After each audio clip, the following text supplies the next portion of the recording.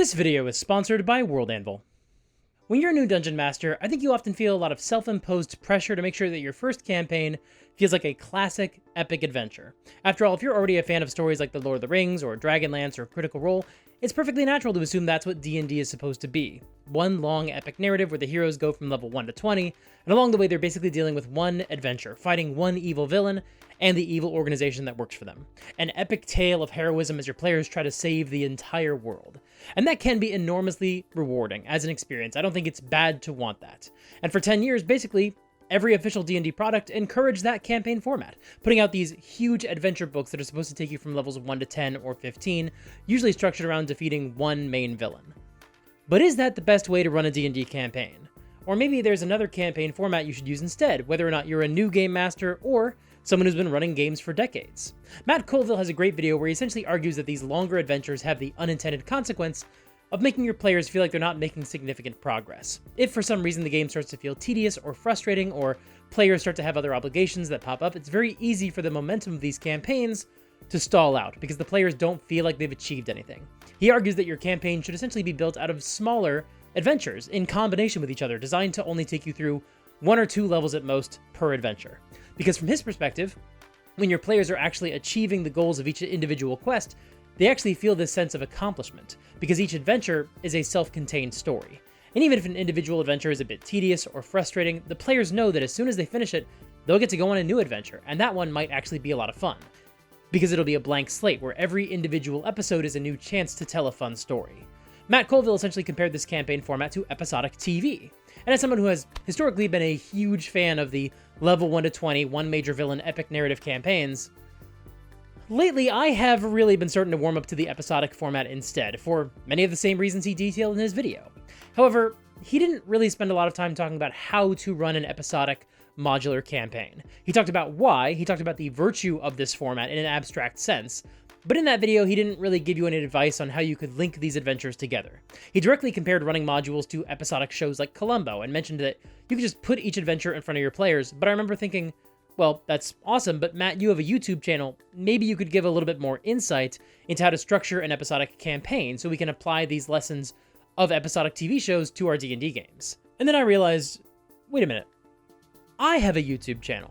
I talk a lot about applying the lessons of movies and TV shows to our own games. I grew up during the 90s and the early 2000s, before episodic TV shows fell out of fashion in favor of the more modern, hyper-serialized straight-to-streaming shows. I can probably offer a lot of advice on how to structure your campaign like an episodic TV show. And so that's what we're doing today. We're going to talk about how you can structure your campaign less like a serialized story where each episode feeds directly into the next one, like your Game of Thrones, and instead how you can run a campaign where each adventure is a standalone, self-directed quest, more like something like Buffy the Vampire Slayer. And we'll talk about how running an episodic campaign can actually be the best way to hook your players into D&D, and then you can introduce a more serialized subplot or story arc into what is otherwise an episodic campaign. And we'll look at some of the tricks that can help you structure an episodic campaign so you can run the best campaign possible for your players. And you won't be doing it alone. That's right.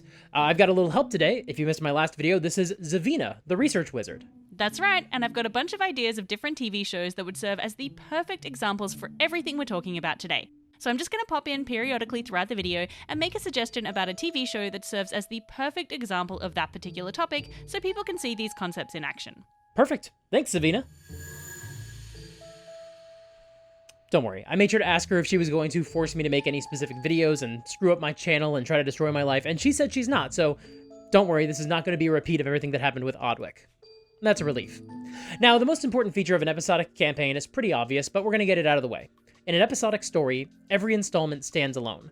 Some of you filthy youngs out there may not know about this, but in the old days, you used to just turn on the TV and flip through the channels looking for something to watch. Or you might know that the show that you want to watch is on at a certain time, and you might want to watch it, but you may not be able to watch it every week.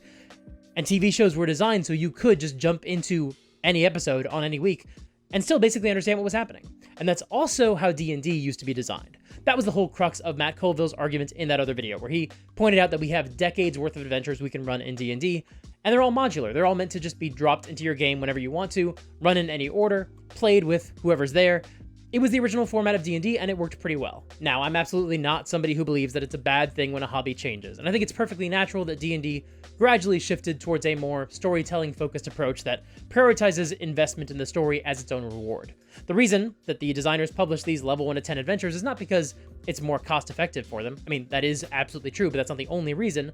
It's also because there was a growing market for this style of campaign. That's especially true with the rise of actual play shows like Critical Role, which are not made up of a series of short, disconnected adventures, but are instead divided up into these epic quests focused on evil villains and personal drama. If those are the kinds of adventures you want to play, these hardcover books are likely going to be your best shot at a pre-published adventure that captures that vibe. And we can debate how successful those were at that goal, but that was the design goal behind them. But I think if we prioritize that approach, if we prioritize the epic narratives that take us from levels 1 to 10 or 1 to 20, we're forgetting that there's this whole other way that you can play the game that actually works really, really well. That's partially why, in recent years, there have been so many other TTRPGs that don't just return to the modular approach to storytelling, but are specifically designed to evoke the format of episodic TV shows. Monster of the Week is heavily inspired by shows like X-Files or Buffy. Masks is inspired by superhero comics and Saturday morning cartoons. The Leverage RPG is a pretty big hit, and that's very obviously inspired by a specific episodic heist show. And with so many of these games, the main selling point really is standalone adventures. Whether you're running a one-shot or a 2-year campaign, these RPGs work either way, because the episodic format is built around standalone episodes, and that is a very versatile format. You can just do one and leave it there, or you can do a bunch of them and string them together. Now, this video originally included a whole big long section where I just groused about the state of modern TV, but you don't really need to hear that whole rant. All you need to know is that TV shows used to be designed in such a way where it was assumed that any viewer might sit down to watch any episode for the first time ever, so each episode was functionally a standalone story. There may be subplots that weave through in multiple episodes, sometimes you have a big bad who's doing awful things in the background of an entire season, but the show still assumed that any episode could be somebody's first. That literally doesn't happen anymore with streaming shows, because streaming services always start you with Season 1, Episode 1. If you want to jump into any random episode of any TV show, you have to make a conscious effort to do that. And don't worry, someday in the future I will make a counterpoint video to this one, where I do talk about the virtues of the hyper-serialized campaign format and the streaming shows you can look at as reference. We'll talk about some of those shows where the entire season is one long movie. We'll talk about the good, and we'll talk about the bad, and the lessons we can learn from the successes and failures of that format. But before streaming services changed the way TV shows were written entirely, television writers had about 60 years to figure out why an episodic format works so well. Because at the end of the day, the goal of an episodic TV show used to be very simple. It wasn't to tell one long story across 8 or 13 hours. Instead, their only goal was to make like 22 episodes of TV. That's it. That was the goal. And in an episodic campaign, our goal doesn't have to be to tell a sweeping epic narrative like The Lord of the Rings or Game of Thrones or even Vox Machina's Chroma Conclave storyline. Our primary goal should just be getting a new D&D adventure in front of our players in every session. Or, if an adventure lasts multiple sessions, then whenever they finish that adventure, just have another one ready. Now, obviously, television didn't invent the concept of episodic stories. Superhero comics from the Golden and Silver Age were pretty much all standalone adventures that you could read in any order. The Hobbit is a very episodic story. It's just about a bunch of unrelated stuff happening on the way to the Lonely Mountain. The Odyssey is more or less the same. It's just a bunch of random encounters on the path to get home. The Labors of Hercules don't have anything to do with each other, other than the fact that these missions all came from the same guy, and more on that in a minute. But I'm still going to use TV as the example in this video because I'm just a big fan of TV, and because television as an industry had to figure out some certain formulas that are going to serve us extremely well in our own episodic D&D campaigns. So hopefully now we're on the same page about defining our terms, figuring out what makes something an episodic campaign. Every individual adventure stands alone. This is the session where we go rescue a villager from some goblins. In the next episode, we go fight a bunch of fae in a haunted castle. Then in the next adventure, we have to go find out what sort of monster made the dwarves abandon the mine. Then in the next quest, we're going to go look for a magic shield. I hope you can tell, but this is a pretty big difference from we have to collect all the plot coupons so we can gather them up to defeat Strahd and escape Barovia. Or we have to defeat the evil dragon cult and save the world. In an episodic format, every adventure has its own goals, its own villain, and its own ending, and then you move on to something else. All those examples I just listed were real adventures from my own campaign right now because I designed that campaign around telling episodic stories.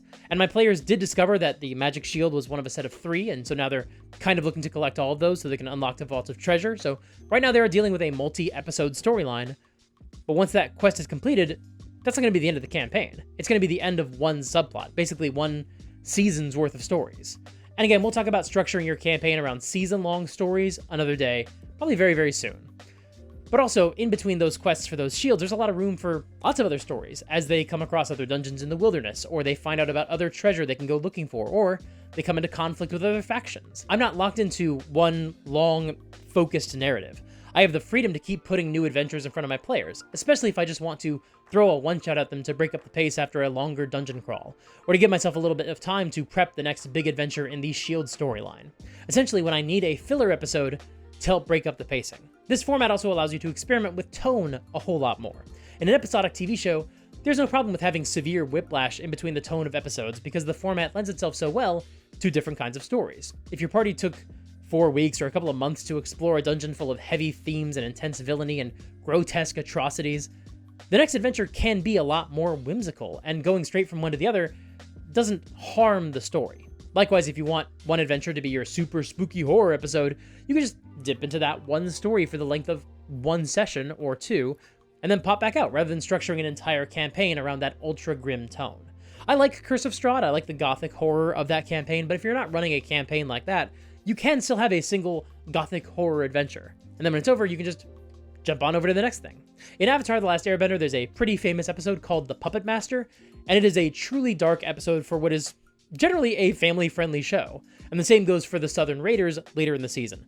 Those are both very heavy episodes. But both those episodes are immediately followed by 2 of the goofiest of the entire show, Nightmares and Daydreams and the Ember Island Players, respectively. That's the same sort of freedom you get when all of your adventures are standalone. That way, even as your campaign might get more serialized at higher levels, as your party focuses on some specific epic quest that could take you from levels 5 to 10 or something like that, and we'll talk about that in a minute. But even if that's the case, you can still occasionally throw them a curveball to help add some variety to the campaign. In fact, the new Dragon Delves book from Wizards of the Coast literally talks about the importance of running a campaign that can take a break to tell a standalone episodic story every once in a while. Really? Well, that's perfect. That's exactly what we're talking about. Hold on, actually, let me get my copy.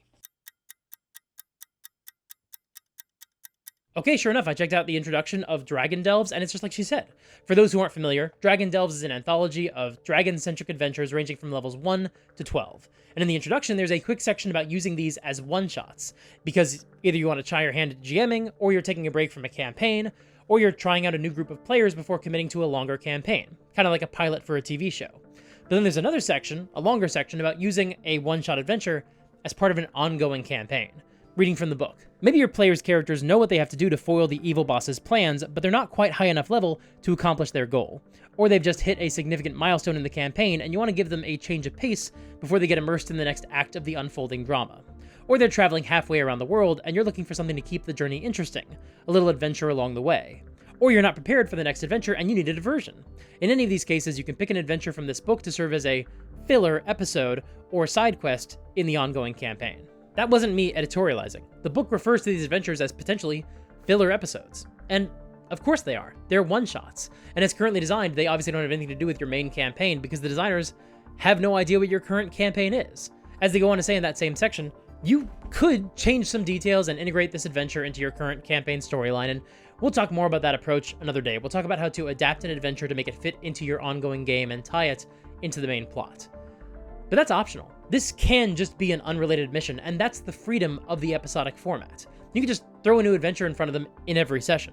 The book suggests that you could just literally drop some of these adventures in front of your players, as in, as the party is traveling to their next destination, they just wander into the module you have prepped for them. And that works fine. But this actually brings me to the first challenge of running an episodic campaign. How do you put new adventures in front of your players? In my first D&D campaign ever, when I was a player, our first several adventures were all completely episodic before we wound up getting tangled up in a larger story that took up the second half of the campaign. But my DM definitely had to put a lot of work to put the next adventure in front of us every time. We cleared out a cave full of ogres, and in that cave we discovered a map to a necromancer's tower. When we got there, we found the necromancer's apprentice, we defended her from hobgoblins, and we decided to bring her back to town so she could start a new life. On the way home, we encountered some weird magical effect in the forest, and that was basically the entire session, just this thing we encountered on the road. After dealing with that, we got back to town, and the mayor asked us to deliver a letter to a second town. But it wasn't anything important. The mayors were literally just playing chess through the mail. But that was just an excuse to get us to a new town where we discovered they were dealing with an evil arsonist who was leaving riddles to act as clues for his evil plan, and we had to race against the clock to figure out which building he was going to blow up next, and eventually figure out his true objective, figure out what these bombs were a distraction of, and then capture him. And I'm realizing just now in hindsight that it was almost exactly the same as the plot for Die Hard 3, the second best Die Hard movie. No wonder that was such a great session. Then in our following session, we went to go check out a haunted frozen monastery. I don't even remember how we got that plot hook. Then we visited a wizard tower in the heart of a volcano. Those adventures didn't really have anything to do with each other, because the structure of our campaign was just, we are D&D adventurers going on random quests. Now let me be very clear. My GM had other things going on as well. There were hints of serialization even in the first half of the campaign. There was a war brewing between two nations. There were hints of this mysterious cult that was basically the world's version of the Illuminati. But each adventure was still standalone. And unfortunately for our GM, there was no clear, consistent way he could put new adventures in front of us every time and guarantee that we would take the bait. He basically just had to have somebody new recruit us for a mission over and over again, or put things in our pathway that would inspire us to go on new adventures. And he did a great job. The way we reacted when we realized that our mission had literally just been to deliver a letter with a single chess move in it that would have been used for this pointless mission was hilarious. Our faces were priceless. But then we wound up in the middle of, I think, the best session of the campaign. At least it was my favorite, trying to solve an arsonist's riddles and anticipate where each new fire was about to start. It was fantastic. But now that I'm a GM, I realized how much work he was doing behind the scenes, tap dancing through each session to put another adventure in front of us. And thankfully, we kept taking the bait, either because it didn't occur to us not to, or because he did such a good job presenting us with plot hooks. But we easily could have said no to one of those tasks, or burned some bridges in town so badly that no one would not hire us, and then there would be no clear way to present us with the next quest. If I was running a game like that, which I kind of am actually, one of my big focuses before the campaign would be making sure these characters have a clear way to keep receiving missions, so I could have some way to keep putting new adventures in front of them. And episodic TV shows cracked that formula decades ago. This is one of the biggest differences between episodic TV and modern TV. Episodic TV shows need some sort of engine in them that generates new stories every week.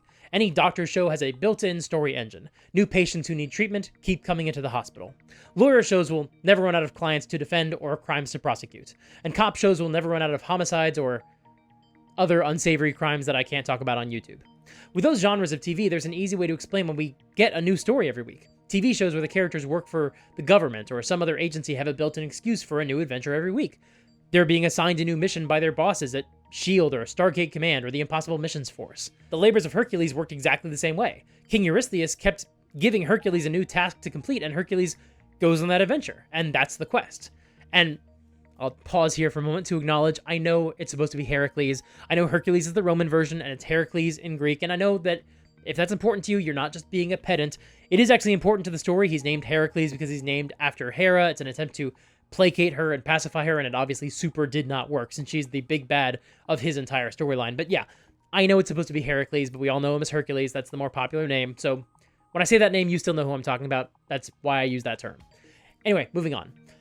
But if we look at genre fiction like sci-fi and urban fantasy shows, I think we see some far more interesting examples of story engines we can steal for our own games. On Buffy the Vampire Slayer, the town of Sunnydale is on top of this mystical portal called the Hellmouth, and it literally keeps drawing new monsters into it, and sometimes even generating magical phenomena on its own, which means every week, a new monster pops up. On Smallville, Clark's spaceship came to Earth along with a meteor shower made up of debris from the destroyed planet of Krypton, and obviously that brings a bunch of kryptonite to Earth, which is very helpful to have around, so Clark can just stumble upon it anytime you want to weaken him. You don't have to have bad guys scouring the globe for a radioactive meteor rock when it's all consolidated in one small town, the meteor capital of the world. But it also acts as the show's story engine because the town is littered with radioactive rocks, many of which have been turned into souvenirs. And so people interact with these rocks, and then they get mutated and turn into meteor freaks that Clark then has to fight. It's a really clever solution, because now Clark can keep having his Superboy adventures in the same small town for multiple seasons, battling a new Freak of the Week with new superpowers in every episode. This is not an endorsement of the quality of those episodes, just the format that produces them. In Doctor Who, the TARDIS is the ultimate story engine. It's a spaceship that also travels in time. It can take the characters to any corner of creation the writers can come up with. And wherever they land, there will always be some sort of weird sci-fi bullshit the Doctor has to deal with. Because, as the show makes very clear, the TARDIS kind of has a mind of its own, and it doesn't always work the way the Doctor wants it to. But it will take the Doctor where he's needed. Every episode of Doctor Who is episodic by default because With the exception of the Doctor and his companions, we're never going to be in this place or see any of these people ever again. Like the Odyssey, it's a road trip story, only it has no end destination, and it can take the characters across the entirety of time and space. Ben 10 functionally worked the exact same way. The story engine of that show was not the alien device that did what it did and stuck itself upon his wrist with secrets that it hid. The story engine is the road trip. It's the fact that everywhere Ben and Gwen and Grandpa Max go, they're going to be fighting off evil from Earth or space. There's no end destination other than the end of summer vacation when the road trip ends. The same goes with Supernatural. They're on a road trip to look for their dad, but along the way they're going to keep encountering other people who need help. The end of the road trip is, theoretically, a family reunion, but along the way, they'll keep encountering all these other monsters and other magical nonsense that they need to fight. Did you ever actually watch Supernatural? Yeah, I watched the first 2 seasons like 10 years ago, but I still remember the gist. You really should go check out that show again. Okay. I mean, if you recommend it, I'll give it another watch. Wait, did you mean right now? Yes, the way they handle their story engine is pretty different than you're making it sound. Okay, I'll go watch a couple episodes, I guess. Okay, I just watched the first 5 episodes of Season 1 of Supernatural, and yeah, I can totally see why Zavina wanted me to rewatch those. I'd remember this as just another road trip show like Doctor Who or Ben 10, where the characters just keep going from town to town and investigating weird things because they thought they might find their dad there. Or maybe I thought it was more like my original D&D campaign, where every episode ended with a clue that hinted they might find their dad at the next episode, but no, that's not right at all. The first episode does end that way. They find coordinates that lead somewhere they think they might find their dad, and that's teasing the second episode. And then in the second episode, they go to that location, and the show immediately drops that idea. It makes it very clear that he was never here. He was just sending the brothers on a mission of their own. He's not going to be leaving them a series of clues in every single episode to draw them towards the next episode's location. Instead, he just wants them to drive around the country checking out mysterious goings-on. I think he wants us to pick up where he left off. You know, saving people, hunting things. The family business. In fact, in the 4th episode, they literally find out that their dad is basically forwarding all of his calls to Dean. Sam still wants to find their dad so they can go hunt the demon from the pilot and Sam can get his revenge, and that is a larger storyline that may still be playing out in the background, but it's not the story engine. The new story engine is actually just checking newspapers for weird deaths and getting calls from old friends. The new story engine is that they just keep hunting monsters across the American countryside. So when you're running your own episodic D&D campaign, having a really solid story engine can really help justify putting new adventures in front of your players. Unfortunately, there are countless examples of genre TV shows from the 60s through the mid-2010s that can each offer a bunch of different approaches that we can rip off. Star Trek and Stargate and Doctor Who and Sliders are all about some sort of borderline magical piece of technology that takes you to a new place every week. Other shows feature the characters receiving some sort of information that leads them to each week's investigation, like on Supernatural when they read in the news about some weird, mysterious thing that happened, or on Early Edition when Coach Taylor would get tomorrow's newspaper today and have to stop some sort of tragedy. Or you have a show like Buffy or Smallville where there's some sort of supernatural force of nature that keeps creating or inviting new bad guys, either drawing them to the town or giving normal people magical powers. In the game I Hunt, you play a monster hunter who doesn't have any magic powers like the characters on Buffy do. You're more like the brothers on Supernatural, except your characters use the I Hunt app to make money by killing monsters. Because the game is both a massive love letter to those sorts of episodic TV shows and a critique of the gig economy. But each time you get options for a new job through the app, that's really no different than the job board in a D&D tavern, or the protagonist in Cowboy Bebop getting turned on to this week's adventure by watching new episodes of Big Shot and finding out what new bounties are available. In fact, the Dragon Delves book offers a bit of advice for how you can tie those disconnected dragon adventures together into a broader campaign, and it gives you 3 possible scenarios. Option 1 is that the players are hired by a mysterious patron, who they specify more about. I'll leave vague for the purposes of this video, but the idea is that that patron has a particular reason to send the players on a bunch of dragon-themed adventures. Option 2 is that the players are given an egg that has to be steeped in multiple dragon hordes, basically encouraging the players to go track down all these different dragons. And option 3 is very similar. You have these magic items that you find in the dragon hordes, and then you want to steep them in other hordes to level up their power. It's a reference to the rules from Fizban's Treasury of Dragons. But if you think about it, those last 2 are very similar. Go to a bunch of dragon hordes and complete this quest of many parts. Whereas the first scenario has the players working for an enigmatic patron and going on missions for them, essentially making them agents of X. Last year, I made a video about making your campaign more like a TV show. Not episodic specifically, but just in general, what are the things we can learn from TV? And in that video, I talked about how the 2014 Dungeon Master's Guide talks about 2 overarching story formats you can use to link your adventures together. The first is the quest of many parts. The example they give is that there's this big bad guy who can't be defeated until you go and explore the 9 dungeons where the 9 Dread Princes reside. Each of those dungeons is basically a self-contained adventure, a dungeon that can last 2 or 3 levels if you want. So you string them together, you've got a campaign. This can be an excellent story engine.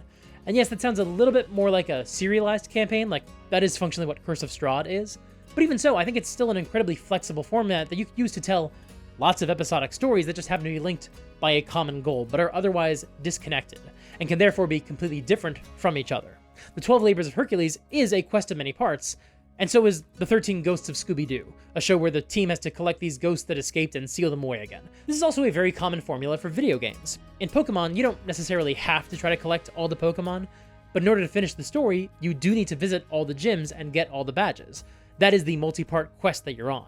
But along the way, you're going to find a bunch of other adventures and side quests and filler stories, so even though you are ostensibly trying to achieve one specific task, it can be used to justify all sorts of different episodic adventures. It is definitely very different from something like Lord of the Rings or Game of Thrones. It is not a single long narrative in that sense.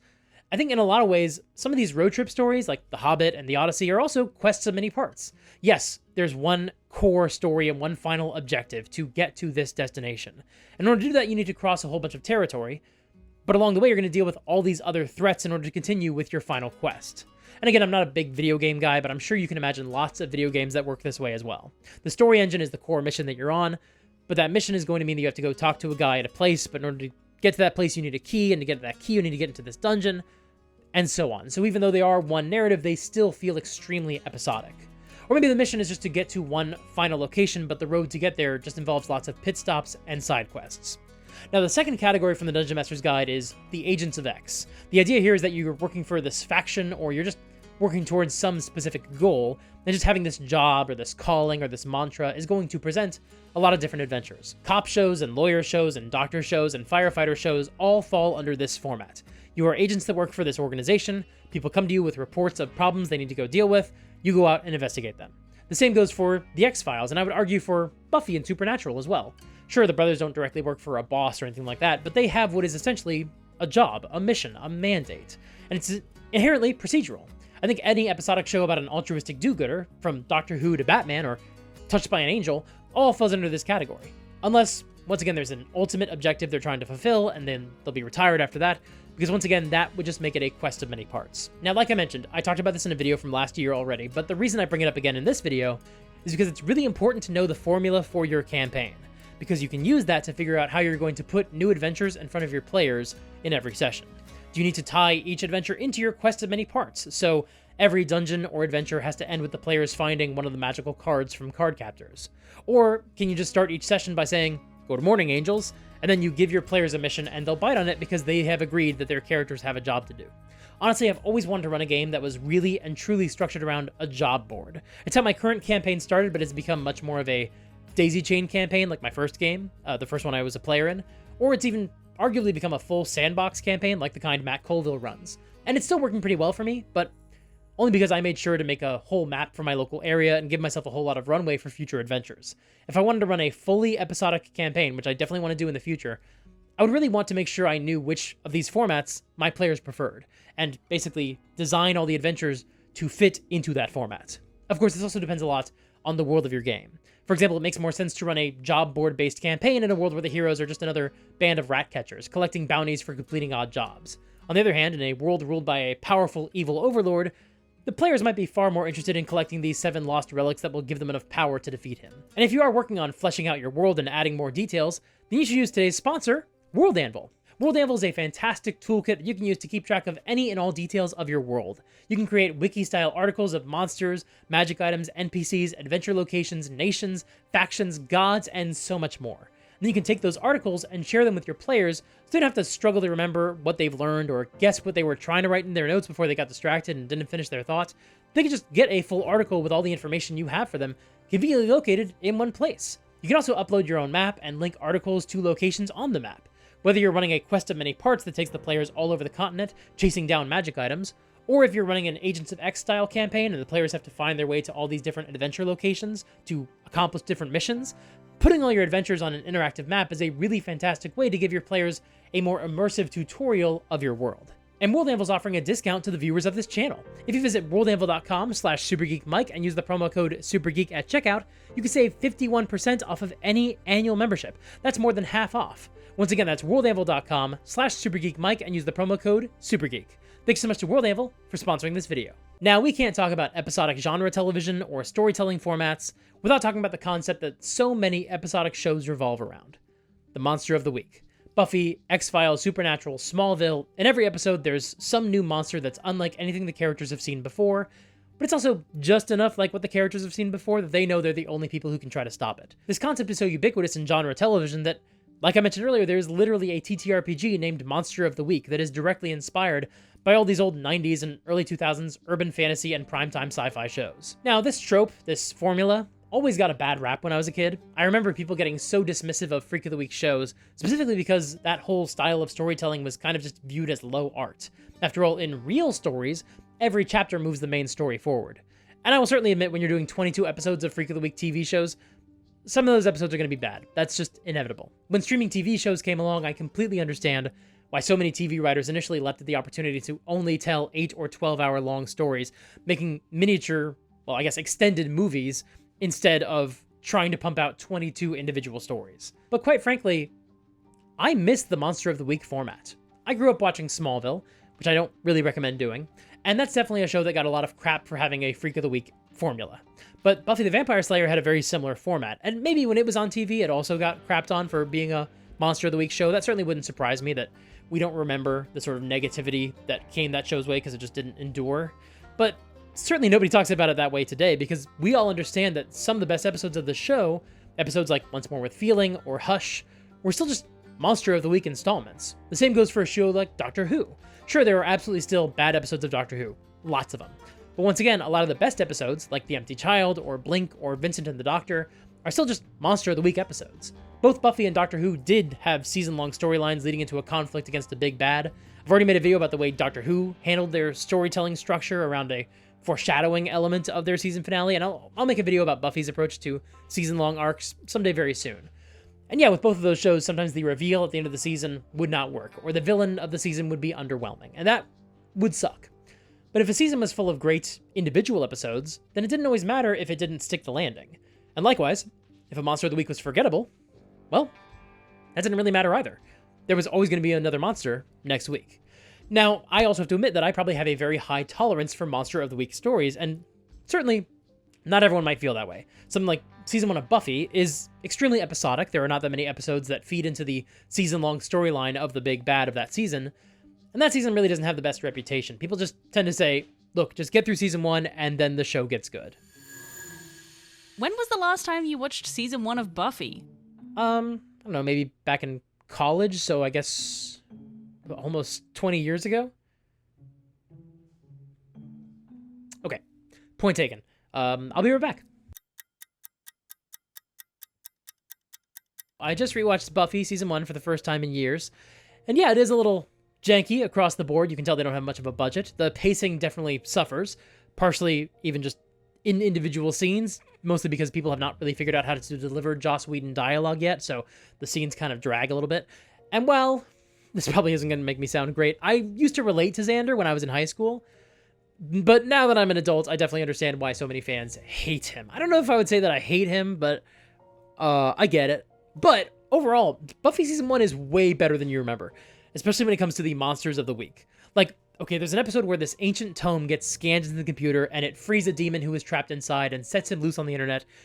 And on paper, that sounds very stupid. And sure, the episode definitely has some objectively silly moments. And it also kind of follows the exact same structure as Age of Ultron for some reason, but without the giant meteor at the end, which is an improvement, I guess.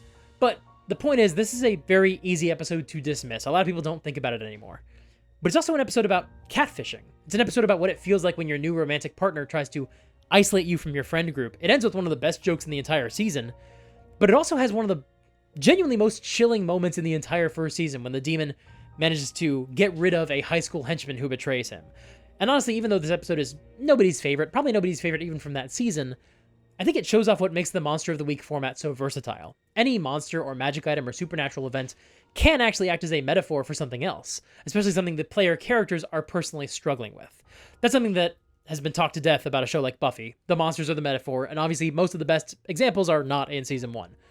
But I also do think this is something we can apply to our own games. Because if you're running an episodic campaign, even if you're not literally using a Monster of the Week format, you can design an upcoming adventure to play off of something that the characters are going through. I recently made a video where I designed an upcoming dungeon for my campaign, and one of the NPCs is essentially meant to be a parallel to what one of the player characters is going through. I talked about it in this video up here.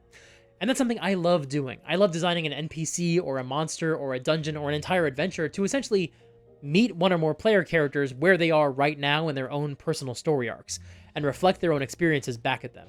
In episode 2 of Supernatural, all Sam wants to do is reunite with his dad, who went missing during a monster hunting mission.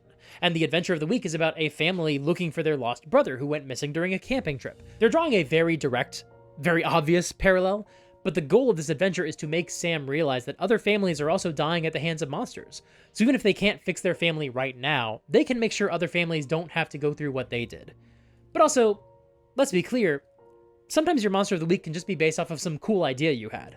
Episode 4 of Supernatural is not anything special, it doesn't move anybody's story arcs forward, but they have to try to do an exorcism on an airplane at 35,000 feet, because it seems like one of the writers basically said, hey, these characters drive around with a truck full of guns and knives and stuff, they're clearly prepared for any monster they face.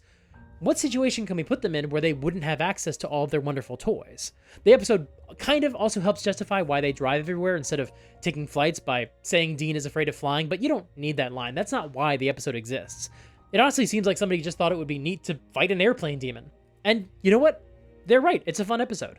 And honestly, when you're trying to come up with another adventure for your campaign, that's still a fantastic starting point. Not everything needs to be motivated by coming up with an adventure that specifically acts as a parallel for what the characters are dealing with in their personal lives or the sorts of problems faced by young people in a world full of evolving technology. Sometimes the whole idea can literally just be, I want the players to fight a sky demon. And this actually brings me to my final big selling point for an episodic TV campaign. Sorry, I'm going to say episodic D&D campaign. I haven't really slept when making this video, but my point is, it brings me to my final big argument for why you should run an episodic campaign. You don't have to feel any pressure to prepare for an entire campaign in advance. If you're a dungeon master who runs a lot of epic fantasy or heroic fantasy games, it's easy to imagine that all D&D campaigns should always be these epic adventures about facing evil villains, saving the world, that kind of thing. And especially if you're someone like me who likes to look at narrative fiction and see what lessons we can learn from movies and TV shows and applying them to our own games, well, then you're going to be extremely tempted to map out this elaborate campaign with twists and turns and reveals and certain villains you want to deploy at certain points, so you can all build up towards this grand story arc that brings it all together. But the downside of this process is that you can find yourself mapping out an entire campaign that doesn't really account for the contributions of the player characters. I've done this a few times in my DM career. I've gotten so excited about a villain that I wanted my players to face at higher levels, or a quest of many parts that I wanted to map out, and so I would essentially prepare the campaign by outlining the entire story in advance. Like in one case, literally mapping out the entire campaign from level 1 to 20 with every individual episodic adventure along the way. But the problem with this method is that it completely removes player agency. Even if you try to retroactively come up with some choices the players can make that can lead them towards your content, those are still fake choices. And someday in the future, we will talk about how you can prep a story where the entire campaign is just one long narrative, and how we can do so without falling into the same trap I keep falling into. There are ways to do it poorly, and there are ways to do it well. And I've done it poorly. But this is maybe one of the best features of an episodic format, at least for someone like me, because I tend to be a very intense over-planner. Not as much when it comes to session prep, but when it comes to the campaign outline overall. And when something doesn't go the way I hoped it would, when the players make choices that take me by surprise, then I wind up scrambling to try to figure out how to return to the story I'd originally mapped out. But if you only prep for whatever adventure the players are going to go on next, you're essentially handing control of your campaign over to the players. Yes, obviously you're still deciding what adventures exist in this world, but you're opening yourself up to listen to whatever they have to say. If you're using an episodic format, you can just make a list of some possible adventures you might want to use for future sessions. But my point is that you want to avoid making a full roadmap for everything the players are going to have to do in the order you want them to do it in order to reach the final finale you have in mind. Instead, you just come up with ideas for standalone adventures, then anytime you're starting to do some D&D prep, you can just look at that list and see if one of those ideas inspires you. And of course, you can look at that list and start foreshadowing some upcoming adventures you have planned, or you can figure out what some bad guys are doing behind the scenes and start teasing that information during your sessions. But I really do discourage you from outlining the entire campaign in advance. And in my experience, going with an episodic format has helped free me of that bad habit, or at least I'm getting there. It's a start. Not having a roadmap also means that you can develop an adventure to piggyback off of something else unexpected that happened in the last session. This is kind of what we just talked about, with a plot that can develop based on a theme you want to explore, paralleling something the players are going through, but you don't have to go that extreme with it every time. For example, maybe the fighter and the ranger started flirting with each other a little bit more openly in the last session. Maybe it's time for the fighter's former love interest from their background to come calling, looking for help that only the player characters can provide. And so not only do they have to come to the party with a quest, which tells your players what they're doing for this session, but also maybe this NPC is a little bit curious if the fighter might want to pick up where things left off so many years ago. And that can be a really fun complication to throw into your campaign. Or maybe the bard screwed over an important NPC and made him completely unwilling to work with the party again in the future. Well, if you don't have a roadmap, then this doesn't screw up your story. Instead, this is the next story, as the party discovers that this NPC was running cover for them, keeping the law off their back. But now that the party is on his bad side, he stopped protecting them from the town guard, and maybe even sent a message to some bounty hunters who have been looking for the party. And then the next episode is all about dealing with these armed thugs coming to capture the party because of the bridge they burned. Or maybe the druid is starting to wonder why she's going on this adventure with all these murder hobos. Why she keep going on these quests with them when she doesn't feel at home in this group. Sit down with that player, figure out what would make them a little bit more willing to keep going on adventures with this party, and use that idea as the foundation for your next quest. Now, we're going to do another video later this year about keeping your characters central to your campaign and your adventures, so I'll flesh out these ideas when we get there. But the point that I'm making today is that the episodic TV format really gives you the freedom you need to figure out what adventure makes the most sense for the next session, especially if it can piggyback off of things the players haven't dealt with yet. Either they haven't dealt with things logistically, or they haven't dealt with things emotionally. But also, just like with the airplane demon, the episodic format gives you the freedom to just do whatever you think is cool in the moment. One of the cool things about the D&D community right now is that there are always people putting out really cool content for you to use in your games. Monsters or magic items or full adventures, and a lot of that stuff's available for free. And I can't tell you how many times I've had an idea for a cool monster or an interesting side quest, and I've thought, damn, I cannot wait to drop this into my campaign. Only because I'm running a serialized game, my players are so tied up in a particular storyline that it doesn't look like I'm going to be able to add anything anytime soon. They're going to be stuck on this story, so I'm going to have to wind up sliding this cool idea into a drawer, and I'll have to hope that I remember it the next time I'm looking to do some D&D prep. Either for this campaign, or, honestly, more likely, for a future campaign once this serialized story is over. I've had that experience so many times. But in an episodic campaign, if you have an idea for a cool one-off adventure, you just drop it in. Even if you're in the middle of a quest of many parts, you can always just do a cool side mission that has nothing to do with the main storyline, just because you thought it was exciting. This is literally how genre TV used to work. It's why every episodic genre TV show would always do some of the same classic formulas, because they need to come up with something, and so often they would take an existing idea they've seen somewhere else and just decide that, you know what, it would be really cool, really interesting to see what would happen if they put their own characters into that familiar scenario. If you're not sure what to do in the next episode, maybe do a time loop episode, or a Die Hard episode, or a body swap episode, an evil doppelganger episode, an episode where everyone gets amnesia, a Rashomon episode, a Lower Decks episode, a bottle episode, a musical episode. And, okay, some of those would be pretty tough to pull off in D&D. Like, I don't really know how the concept of a bottle episode would translate into D&D, and trying to do a musical episode would be extremely tough. But the point is, that's the best part about an episodic format that you can steal from TV and apply to your own games. The realization that sometimes you can just do something cool and not worry about how it fits into the rest of the overarching plot of the season. Filler episodes got a bad rep back in the day, and there are still some people who hate anything that doesn't move the main story forward. So you can't do an entire campaign full of filler, or I think you will lose your audience. Overly Sarcastic Productions just made a great video about filler stories at the beginning of this year, and brought up the great point that filler also means something very different to an anime fan than it does to a fan of Western television. The concept carries a completely different connotation based on the format and the origins of those formats. But their ultimate point was still very similar to what I'm saying in this video. I miss when TV shows had the runtime to allow them to do filler episodes. I think they're actually really good for the pacing of a longer story, and I think your D&D game should have more side quests and one-shots and filler adventures. In an episodic story, not every installment needs to serve the same strict efficiency you might get from something more serialized. Instead, you have the chance to take your time and throw some curveballs. Throw some spaghetti at the wall and see what sticks. Do some third analogy for trying new things. And for me, one of the biggest benefits of this style of storytelling is the way that it forces you, at least it forces me, to give up control and give the players a lot more freedom in how to handle these situations. Now, don't get me wrong, it is absolutely still possible for a DM to railroad their players during a one-shot or a one-off installment in a larger campaign. I've absolutely heard the horror stories. But again, for me personally, I usually have no problem handing over control during a one-shot or an individual installment of a larger adventure. But I do most of my railroading in the connective tissue, when I'm trying to push certain outcomes that I know are going to do a better job of feeding into the story that I've already mapped out. I'm more likely to have bad guys survive when the good guys do ungodly amounts of damage to them because I'm counting on these bad guys living to fight another day, because I want to use them in specific future adventures, or even specific scenes that I have planned for another adventure months down the road. But if I just take each individual adventure as a standalone quest, another chapter in the ongoing adventures of our heroes, and I'm not worrying too much about what's going to come after that, then I don't need to worry about forcing certain outcomes at the end of each adventure because I need them to end in a certain way to set up future story arcs or something like that. Instead, I can just look at whatever loose ends are left over after each quest and pick up on those. You know, with everything you've talked about today, episodic adventures, a premise that juggles both a quest of many parts and the Agents of X scenarios, some occasional monsters of the week, and seasonal arcs that don't feel overplanned but actually feel like they're unfolding organically, you know what show these all remind me of?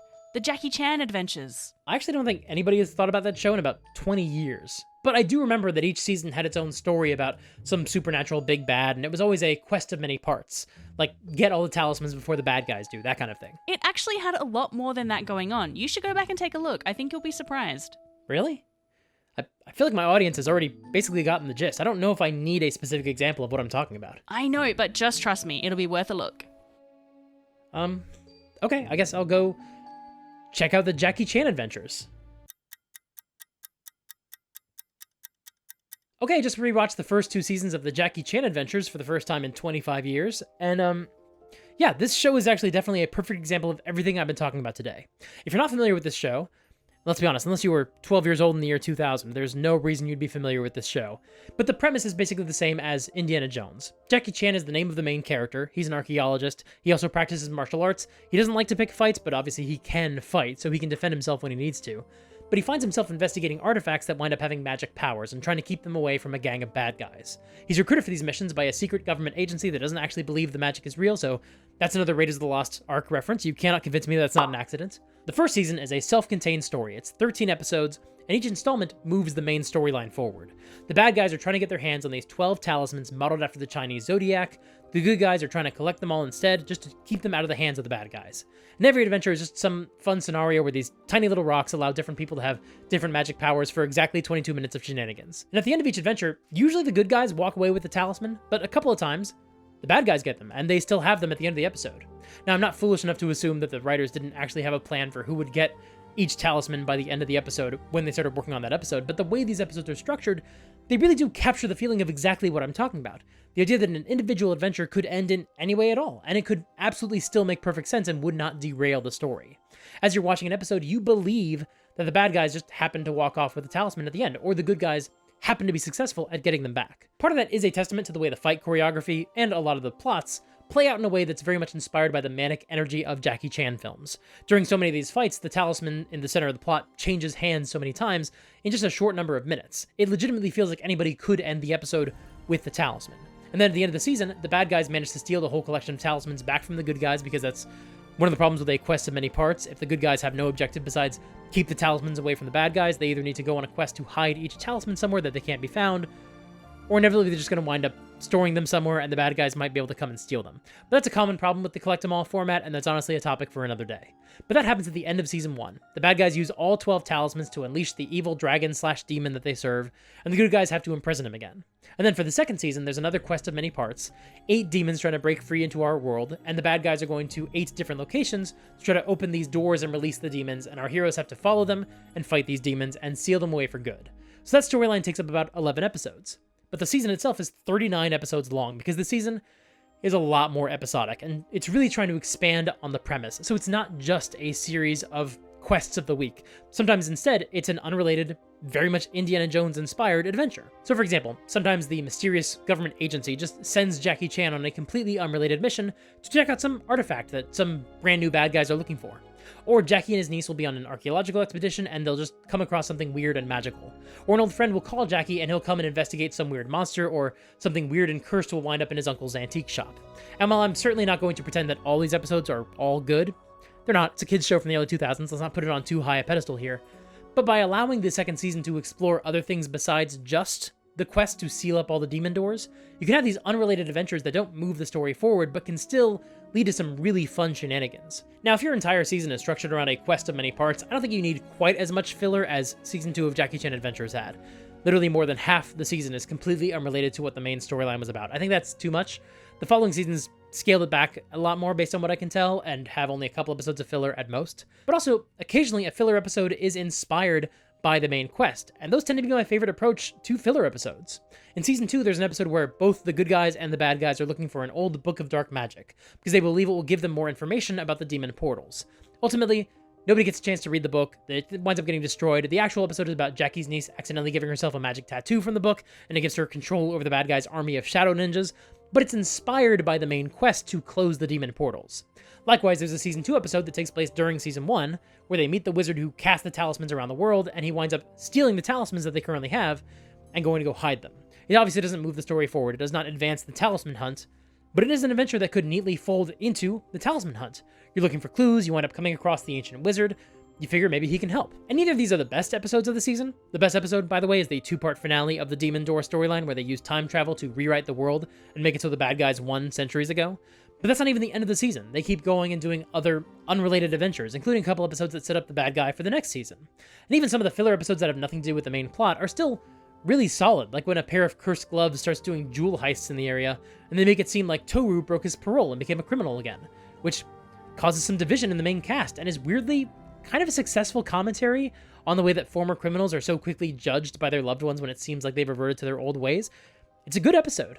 But also, in some episodes, they just go fight a chi vampire, or they fight an art thief made of origami, or they thaw out a caveman, and that's the adventure. This is the sort of freedom that I want to bring to more of my D&D campaigns. The freedom to just do whatever adventures seem fun in the moment.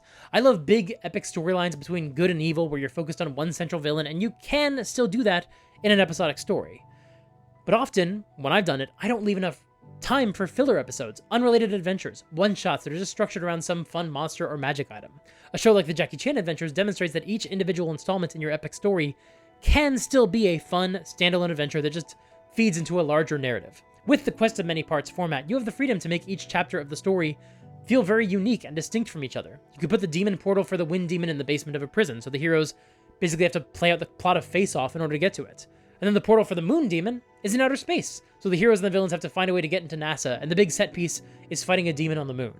And you can still have your campaigns that culminate in an epic final boss fight against an evil threat. But if you make sure your campaign has the space for filler sessions, then you still have the freedom to throw any wacky adventures you want into your campaign, like a body swap episode, or an episode where the heroes have to fight a cursed puppet. And let's be honest, every story is better when there's an episode about a cursed puppet. As a kid, I was obsessed with the Jackie Chan Adventures and the lore of the show. I would draw the demon lords and the puzzle box and the trigrams that represented each demon. I made my own talismans out of paper, and they fell apart immediately. Like, of course they did. What was I doing? I should have at least used cardboard instead of paper. And this actually does provide an example of a potential pitfall you might run into with episodic storytelling, and it's why this format can be difficult to translate into a D&D campaign. I was much less interested in the filler episodes. Now, hold the phone, you might be saying. Didn't you just spend quite a lot of runtime telling us that we have to include filler episodes in our own campaigns? Now you're telling us that filler episodes can be bad? Well, no, I still think it's good to have filler adventures. But you also need to make it clear to your players at the beginning of the campaign that this is going to be the structure of the game. This is part of why it's so important to establish a story engine early on, something that can keep generating new adventures. If you set that expectation at the beginning of the campaign, you can basically model the format of shows like Buffy or Smallville. Every episode is going to stand alone, and occasionally, you might have an exception and tell a longer, more serialized story. On the other hand, with the Jackie Chan Adventures, the whole first season was one big quest. It was still episodic, but everything served the core storyline. There was no filler. And that sets the audience up with the assumption that every season has a main storyline that most of the episodes tie into. And the more we deviated from that, the less interested I was in those episodes, at least as a kid. I still enjoy some of those other episodes. I still enjoy learning about monsters and legends from other worldwide folklore, like Spring-Heeled Jack or the Chupacabra. But it's why my favorite filler episodes of the show are the ones that are at least ostensibly related to the main plot of the season, the wizard or the tattoo, because they feel the most like filler episodes of the show that I started watching, and not like the show that it eventually became. Now again, this does not mean that any of these episodes are specifically better or worse than any others, because it's not about that. It's just about setting expectations for your audience. If you're running a serialized storyline, you can still sneak in a filler episode or two. But if you're running an episodic campaign, then you have so much more freedom. If that first episode of Jackie Chan Adventures had just had a couple of extra filler episodes that had nothing to do with the talisman hunt, it would have very clearly set the precedent that not every episode is going to be tied into this core storyline. And so a lot of those episodes in Season 2 would have just gone down a lot smoother. And remember, unlike an audience of a TV show, TTRPG players are not passive. They pretty much have to be on board with whatever's happening in the session, or they're not going to go do it. So if they're not on board with the concept of a series of disconnected adventures, or even a main quest that will occasionally deviate in order to go on a one-off adventure, then you're going to have a lot of frustrated players every time you put an unrelated plot hook in front of them. This is, weirdly, I think the thing that Smallville got right, at least early on. Buffy has a really good balance of Monster of the Week adventures and a big bad you could end each season with. The first few seasons of Smallville really don't have any big bads at all, which means when they get to their season finales, they essentially had to introduce some brand new threat that could take over the episode and end the season in a satisfying way. And gradually, as Clark discovered more about his Kryptonian heritage, the show would start folding in more serialized elements, and they started including more villains from the comics who could pop up throughout the season and act as the big bad in the season finale. Sure, early on in the show, you might have some recurring minor antagonists, like a smarmy newspaper reporter in Season 1, or a twitchy scientist in Season 2, but in later seasons, they started adopting the Buffy formula, having a big bad who was active throughout the season. Again, if you want to look at the execution of that concept, Buffy's a much better example, and we'll talk about that in another video very soon, but the point is, if you want to run an episodic campaign, Smallville actually had a pretty decent formula. Start with the premise that every new adventure is going to be essentially unrelated, and then once you've set up that status quo, you can gradually start adding in serialized elements by introducing a mystery about some larger piece of the mythology, ideally something the players will actually be invested in. If they take the bait, you can start slowly exploring that mystery across future adventures, while still making sure that each new installment in your campaign is a standalone quest. Then eventually you reach the point where there is a quest that's serialized from the jump, like a quest of many parts. There was one of those in Smallville Season 6. That season had other stuff going on as well, but it was a major deviation at the time, because in the premiere, a bunch of bad guys escaped the Phantom Zone, so Clark spent several episodes throughout the season trying to track them down and defeat them. But the point is, it is so much easier to transition from episodic storytelling to a serialized story, rather than trying to convince the audience of a serialized story that things should be episodic now, because they might not be on board with that. This is essentially the same format Matt Colville uses when he runs his sandbox campaigns. He starts with episodic modules, scattered around the local area. He guides the players to these adventures by using various rumors and clues as plot hooks, and then eventually he feeds them into a longer adventure, something that can take them from like level 5 to 10, something like Night Below or Red Hand of Doom. You're starting with a very episodic story, where each adventure stands alone and doesn't have anything to do with anything else in the campaign, and then gradually, as they level up, you hit them with something more serialized, but still relatively short, only a few levels long. And you can even pepper in some one-shot adventures that are disconnected from that main plot, or move some other subplot forward, or feature the return of a villain who got away in a much lower-level adventure. And then once they finish that more serialized adventure, you have the freedom to feed them some more episodic adventures again, and then start laying the groundwork for another longer adventure shortly after that. And the players will understand that some of their adventures will be short, and some will be long, because you've set that precedent by having a lot of short adventures very early in the campaign. That's more or less the same formula as a show like Smallville, which started extremely episodic and gradually got more serialized as time went on. So I guess I can officially say that Smallville did something right. You know, you've been talking about your issues with Smallville for a while now. You really should go back and watch that show again. You might be surprised at what other lessons you can find in it. You know, it's a reasonable point. I think I was pretty badly burned by the finale. I've written off a lot of the rest of that show, but maybe it's worth another look to see if that first season is better than I remember. Bear with me for 1 minute. Wait a minute. What am I doing? I've seen the first few seasons of Smallville a bunch of times. I used to rewatch those episodes constantly. I remember the parts that are relevant to today's topic. I don't need to go back and watch the old episodes about the coach with the literally fiery temper, or telekinetic Adam Brody, or the episode where Amy Adams played a fat vampire. I already remember everything that would be relevant to this video. I still think it's worth going back and watching the show again. You're going to find a lot of things that you missed. Maybe you'll find some inspiration for other videos. That's true, I could, but no, hang on. I don't need to look for inspiration for other videos right now. I just need to get this video finished, and going back and watching a couple episodes of Smallville is not going to get this video done any faster. You know what TV show you've never seen? Leverage. People love that show. There's a role-playing game about it that's pretty popular. It was created by the same guy who produced the Jackie Chan adventures. I'm sure you'd find a lot of interesting lessons in it. Again, I don't need to look for other examples right now. This video is basically over. I've made my points already. I should just end with my call to action and upload the video. Wait, hang on. You watched the first season of Fringe in college and you really liked it. Why don't you go watch all 100 episodes of Fringe and then we can finish talking about episodic TV shows? What's going on? I've made my argument. The video is done. Why are you stalling? I'm not stalling. I just want to make sure that you're covering this subject in the most comprehensive way you can. After all, you don't want your comments to be full of people telling you that you missed some perfect example of an episodic show that would lend itself well to a D&D campaign. I'm not an algorithm wizard. I don't want you to get those kind of comments just because it would be good for the channel. I actually think it's good to be as thorough as possible, which is why I want to make sure we're checking out some TV shows that lend themselves really well to this topic. You know, one of the most famous episodic TV shows ever is Star Trek. Every episode they go to a different planet and encounter some sort of high concept sci-fi story, and you've never really watched Star Trek. You don't want me to finish this video at all, do you? Of course I do. I just think it would help the video a lot if you just took a really quick little break and went and watched every episode of every Star Trek show. The video is incomplete without doing that research first. This isn't about research at all. You're not a research wizard. You're not interested in helping me track down good examples that help support my arguments in this video. You're literally trying to stop me from uploading a video. No, that's not it at all. Look, the point is that not all these things are as daunting as they seem. Did you know that if you watch the first 27 years of Doctor Who, that's actually fewer hours of content than there is in the first Critical Role campaign? You could probably go get caught up on classic Doctor Who right now and then come back and finish this video. No, hang on. You're trying to put more and more work in front of me, so I feel like I can't talk about this topic until I do more research. And that's why you put those movies and TV shows in front of me. You weren't trying to help me make a video about spellcasting. You were trying to distract me. You're not a research wizard. You're some sort of procrastination witch. Well, you figured it out. Congratulations. Genuinely, I'm impressed. I didn't think you'd figure it out. Come on, let's sit on the couch and celebrate by watching all 7 seasons of Agents of S.H.I.E.L.D., and then we can finish this video. No, I think I have a better idea.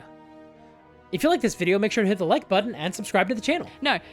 Don't forget to ring the bell so you get notified every time I post a new video. You can't make a video about episodic TV if you've never watched The Simpsons. Come on, let's go watch every episode of The Simpsons. If you want to support the channel financially, check out my Patreon or become a member. Link in the description. Come on, now is the perfect time to finally start watching The Wire. Until next time, play fair